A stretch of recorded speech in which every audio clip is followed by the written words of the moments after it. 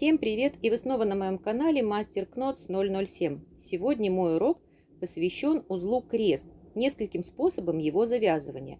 Такой узел популярен при плетении авосик. Для наглядности я буду использовать нити двух разных цветов. Итак, приступим. Первый способ. Мы образуем перекрестие из двух нитей, укладывая одну нить поверх другой. Вот так.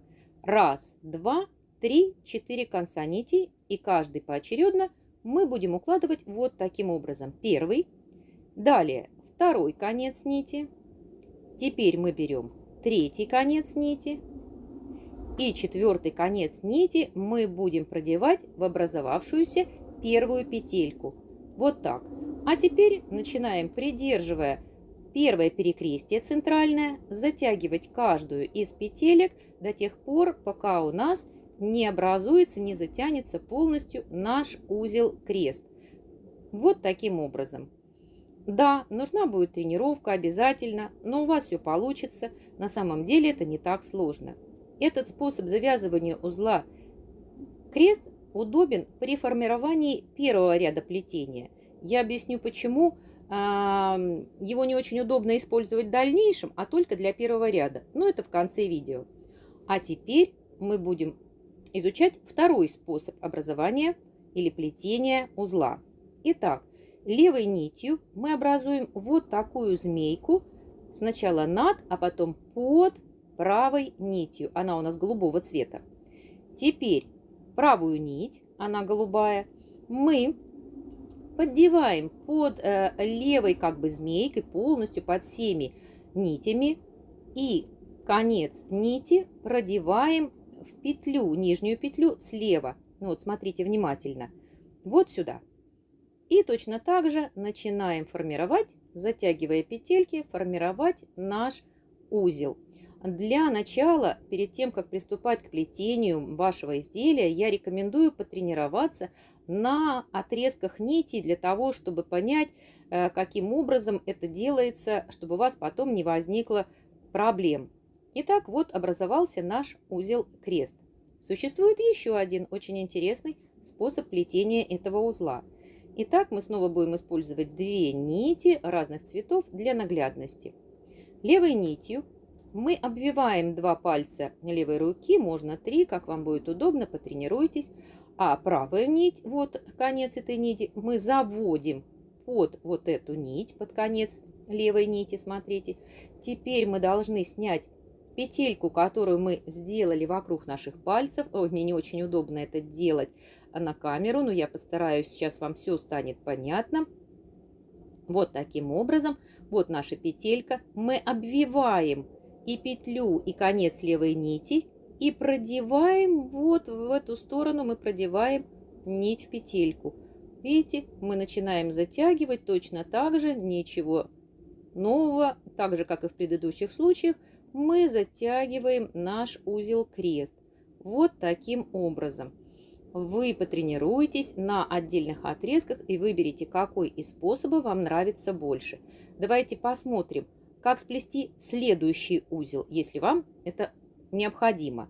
Итак, мы вот таким образом обвиваем одним концом нити пальцы левой руки. Вторую нить мы поддеваем под конец нити. Снимаем петельку, придерживая ее правой рукой для удобства. Обвиваем вот так кончиком нити и продеваем в петельку. Теперь мы затягиваем наш узел.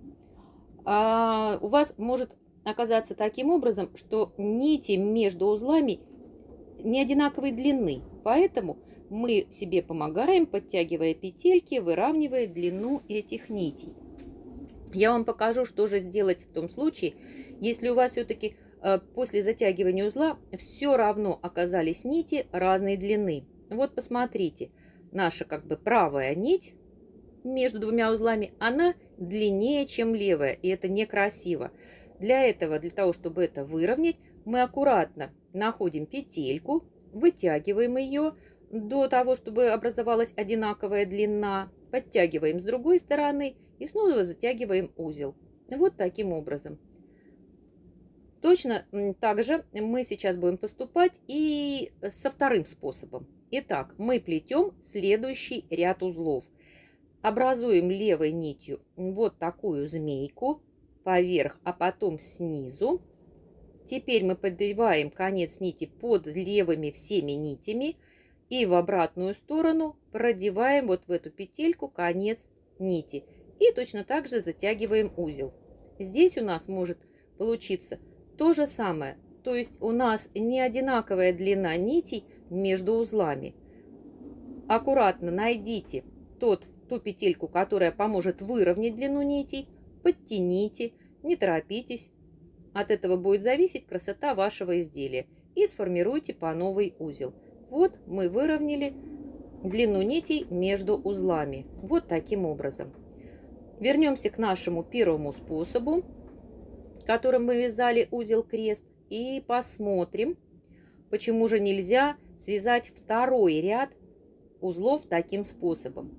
Там у нас было 4 свободных конца нити, а сейчас 2 конца у нас уже находятся и завязаны в первом узле, поэтому дальше таким способом плести у вас не получится. Вот почему этот способ удобно использовать при связывании нитей двух для первого ряда изделий. А дальше вы можете использовать либо второй, либо третий способ, тот, который вам больше понравился. И продолжая плести ряды узлов вверх или вниз, вы продолжите плести свое изделие. Я надеюсь, что вам все понятно. Если нет, задавайте вопросы в комментариях и плетите с удовольствием. Всем пока!